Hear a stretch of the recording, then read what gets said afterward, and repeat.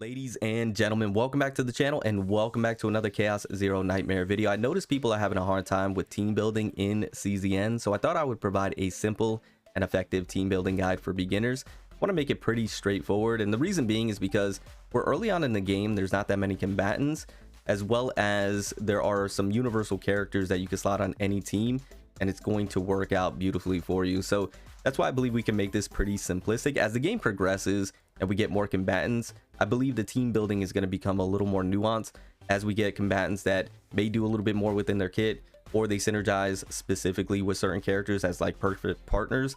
That's when things are going to be a little more nuanced. But I think starting out right now, because of the limited combatants, it's pretty straightforward, and that's what I want to go ahead and do with these guides, is make it very straightforward and easy to understand for you to pick up and be able to utilize.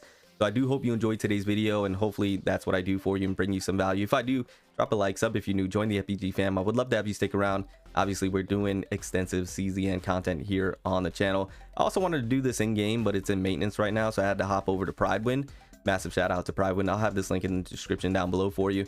Now, with that being said, let's go ahead and hop in, and of course we're going to first talk about those universal characters that you can essentially pair on any team, and you're going to do really well. Now, this may switch up as we get more towards end game and we see exactly what that is, but I would say for the majority of the content in the game, you can utilize this guide and it's going to work out for you.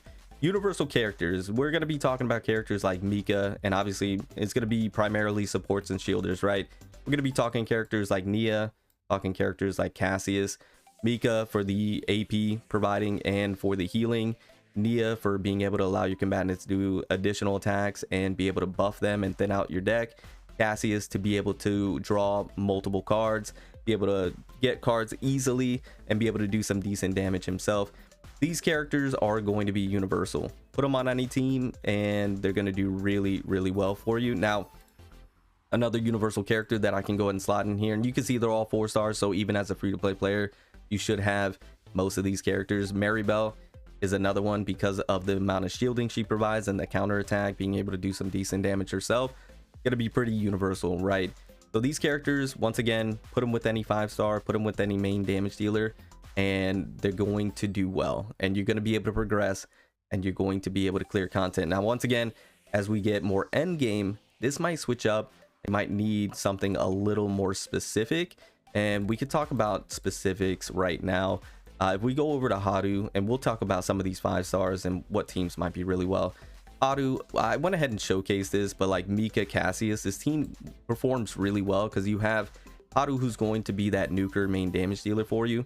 Mika is going to be able to provide the AP and healing, so the AP to make things comfy for your setup with Hadu, and then the healing to keep you alive, and then Cassius to be able to find the cards that you need for Hadu to be able to perform the combo and the setup that she wants to do.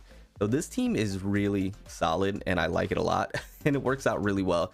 Now, if you're getting absolutely stomped, you could put like a Maribel or even Magna if you have her, to be able to get like that full attribute justice team and that synergy right there. And then Magna obviously providing shields and being able to do damage. If you don't have Magna, you could put Maribel there as well for the shields, right? That works out. Another very specific or nuance, you can go with Beryl.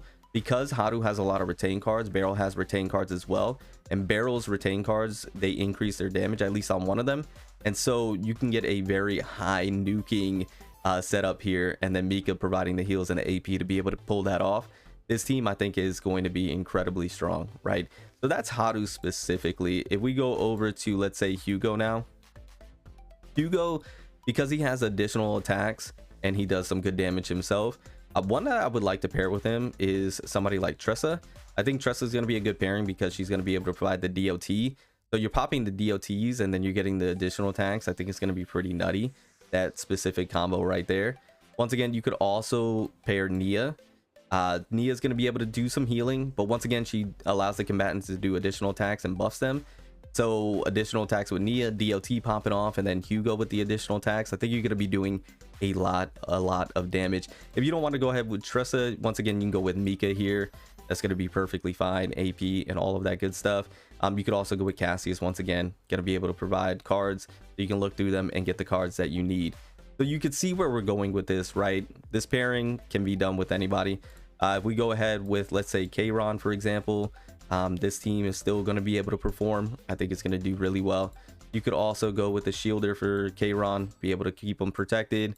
Mika with the AP, because Kron is a little AP hungry and his cards do cost a lot. So Mika is going to be a really solid fit here, and I think it's going to be pretty crucial to have Mika to be able to get that AP. And then you can go with, you know, Ray, for example.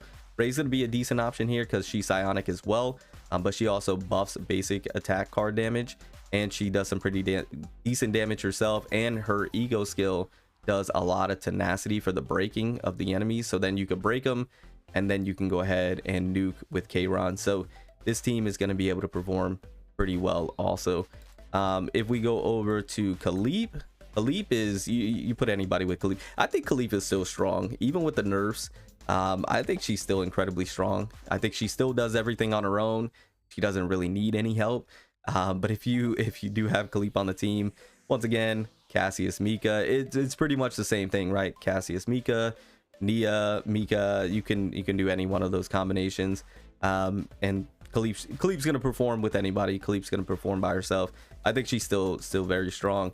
Luke, on the other hand, I think Luke's gonna be a little more specific, and the reason being is because his cards are reliant on having bullet cards in your hands and being able to do crits and stuff. So I think having his brother Lucas is going to be very important, kind of like a perfect partner, because Lucas provides a lot of bullet cards, as well as Lucas is very AoE centered, where Luke is very single target centered. So they complement each other really well. So this is one of those more very, you know, synergistic specific teams that you're going to put together or want to put together. And then once again, Mika, I would maybe go with Maribel here for the shields, but you also get that passion combo right here for the synergy. But you could also go Mika and anything, right? Put Mika anywhere. Mika's that good. But yeah, that's something that you could do. Another one that might be a little more specific as well is Mei Lin, because I believe she does provide passion weakness. So having a very mono passion team is maybe the route to go with this one, because then you are able to do max damage. Selena's going to be really good because she provides weakness as well with an AoE. So you can go ahead and put Maribel in there for the shield and be able to stay protected. And this is a mono passion team right here. This works out really well, and it's going to be able to perform really well. Once again, Mika and anything. You can go ahead and put Mika anywhere. But Lucas might be pretty good as well, because he has the AoE. He provides weakness on the AoE also. He also provides impair. I think Lucas is a very underrated character. He has a lot of AoE. He provides with his bullet cards. He can provide weakness, impair, agony on all enemies. I mean, Lucas is really good. So this is a team. The only problem here is that you're not going to have a lot of healing or shielding. So once you start to get the end game, you really need to start focusing on like Mika or Maribel to be able to stay protected, right? And that is pretty much essentially what you're looking for when it comes to team building. You want to have your main DPS, and then you want to place a universal character on there. Ideally Mika for the healing, or Maribel, or both, so that way you just stay protected, right? That's going to be ideal. And then you can go with another support like Nia or Cassius, depending on what you need, depending on what type of content you're taking on, depending on your account, and depending on, you know, what you're doing. So once again, hopefully this was a very straightforward, simplistic guide for you. I don't think it needs to be overly complicated right now. I think the complication can, or the convolution can happen, if that's even a word, as the game progresses and we get more combatants. We can get a little more specific, and obviously there are some optimal setups, right, that you can go ahead and do and take advantage of. But I believe because we're so early on in the game, it's not 100% necessary. I think you put the universal characters together with a 5-star main DPS, and you're going to be really good to go. Anyways, I do hope you enjoyed today's video. I hope you like what you saw and got some value from it. Let me know your thoughts and opinions down in the comments below, and I'll see you all in the next one. I'm hopefully going to be going live all this weekend to be able to enjoy the game with you all and progress and really start, you know, figuring things out together. So I'm gonna get on out of here. Remember to stand out, be different, have fun, go further beyond in everything that you do. My name's Cody. Call me further. I'll see you all next one. Bye, guys.